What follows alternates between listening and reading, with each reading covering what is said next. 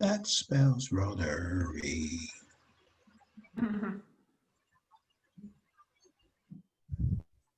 I see a couple smiles out there. That's always a crowd favorite. All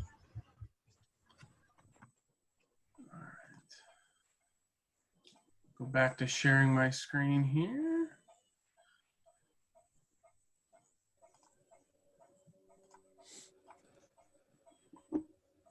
Now it's time for the introduction of our guests.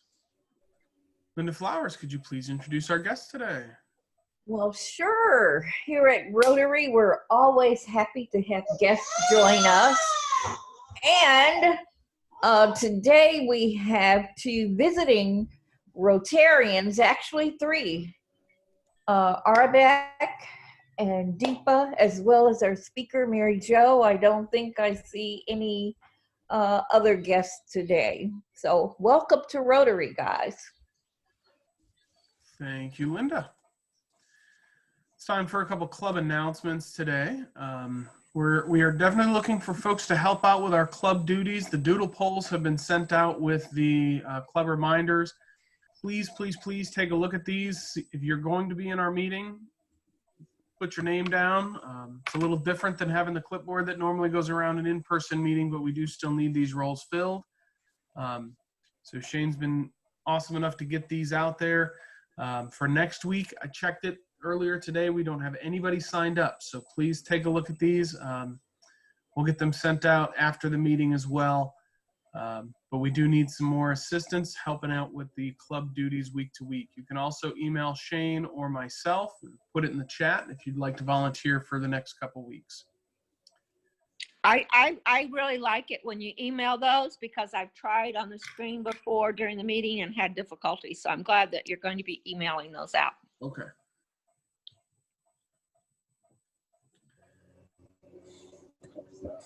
All right, our 100 Little Things update.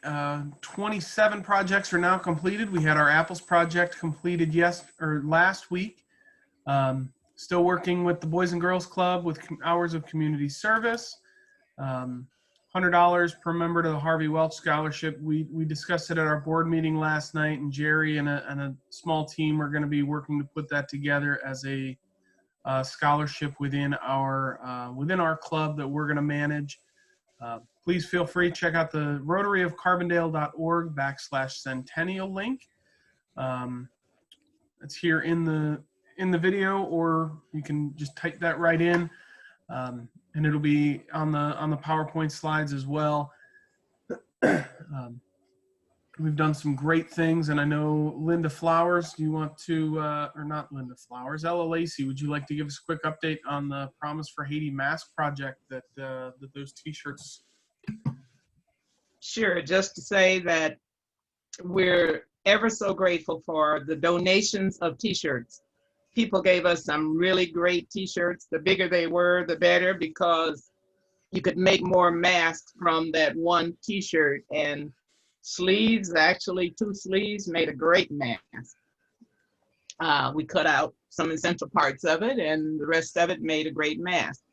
The mask, I think they, in a real well-meaning way, they are teaching us patience. As we have worked with Hospital Bien Facil in Pignon, Haiti, we've learned patience in a number of ways, and the mask added to it from our side, because we thought we would have had them finished really, really much more quickly, but there were always just a little bit more to do. And even when we mailed the mask, I thought the post office would have them there in probably 2 or 3 days, and they would have in about 3 days, but it would have cost twice as much. So we ended up using UPS. The masks are in Fort Pierce, Florida, waiting on the Missionary Flights International to take them to Cape Haitian, where Promise for Haiti will pick them up. We sent about 310 masks completed and 55 t-shirts for the people of Pignon to learn to make mask as we did. And we sent instructions for 2 different types of no-sew t-shirt masks. We thank everybody for everything. And we'll just wait until they're delivered to the hospital. Thank you so much.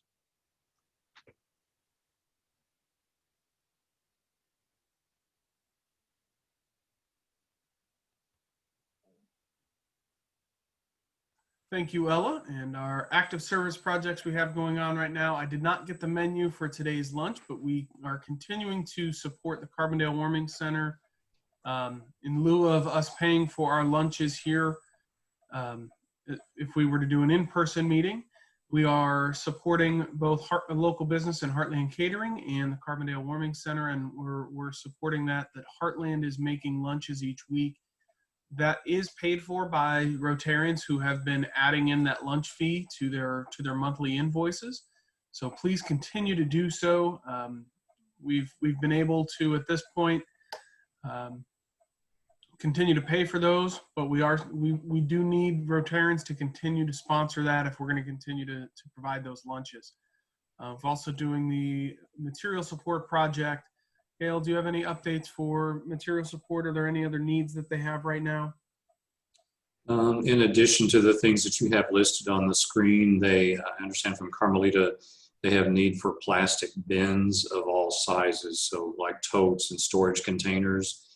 If you have extras of any size, they could use those.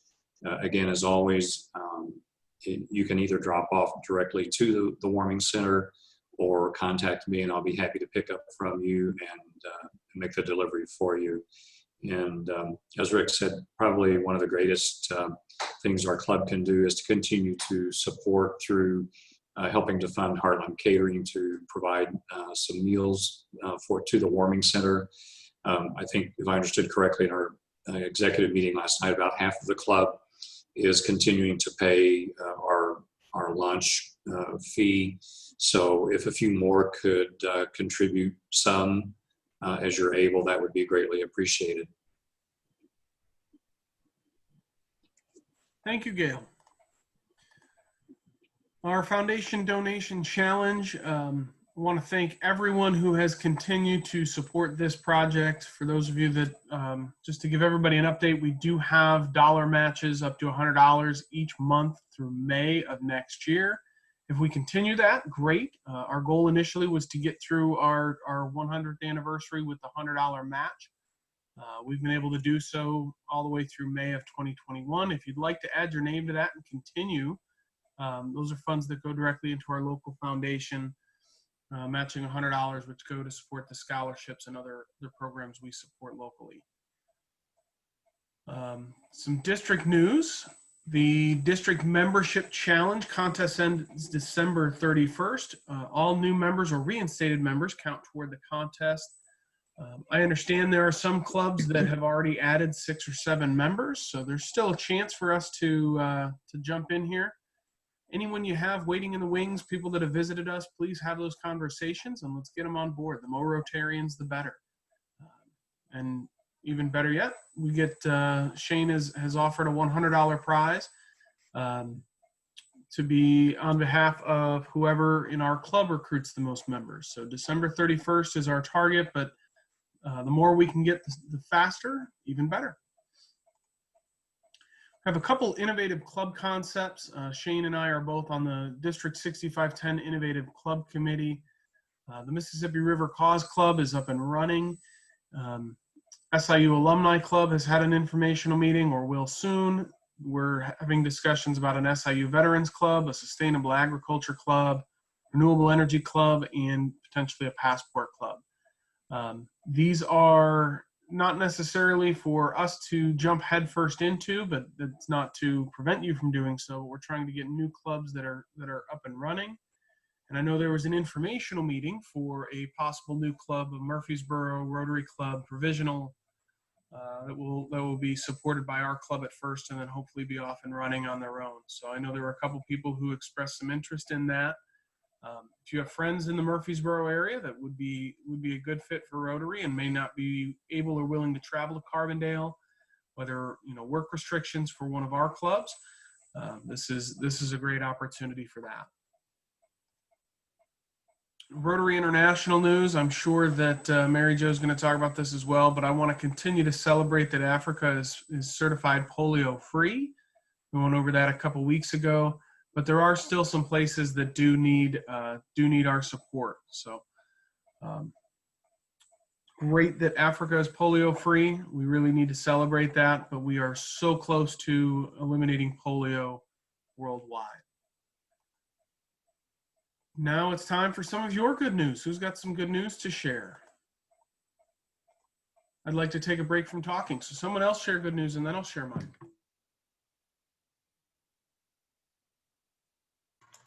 Hi, I'll go to give you a break. So my not-for-profit organization, we received our technical assistance grant from the Catholic Charities of Human Development. So that's exciting news.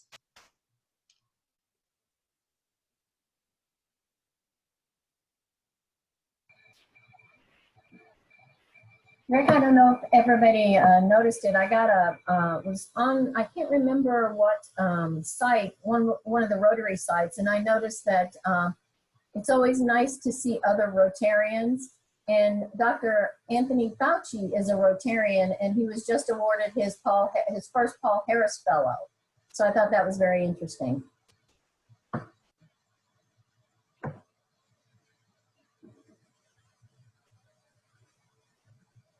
My good news for the day is preemptively letting everyone know so I don't incur a fine next week.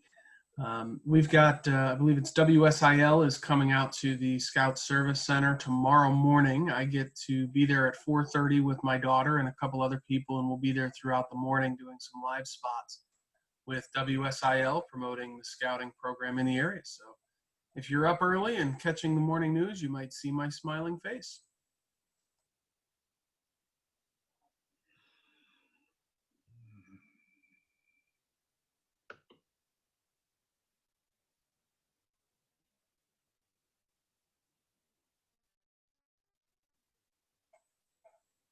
Any other good news? Final call?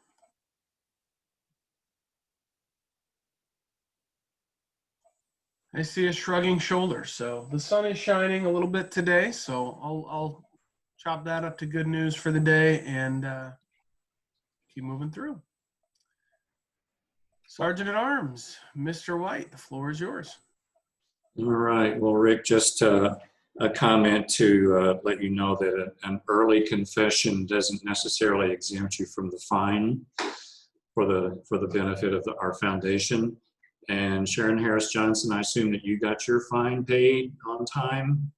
And if so, the combination of yours and mine from last week, I think we're should be over our match required for Brad to meet his $100 commitment. Just a reminder that if you haven't filled out your census forms yet, Carl Flowers is going to come and haunt you, and I'll use that opportunity to levy a fine if anyone will be willing to acknowledge that you have not completed your census form yet. A couple of other things to keep in mind, in addition to the projects that we've talked about already, there are a couple of blood drives coming up. One next Tuesday, I believe it is, and then a couple early in October. And those are always good things to help you avoid a fine. So if you look on the American Red Cross website, they have at least 3 that I've seen recently that are listed in Carbondale. And does anyone else have a fine to levy against anyone for a misdeed that I'm not aware of?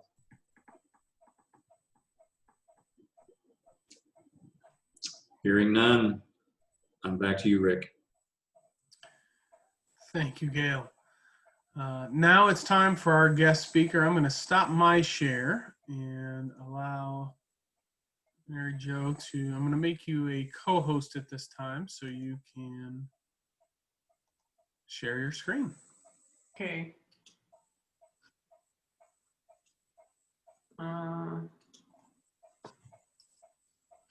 Let's see. Can you see the screen?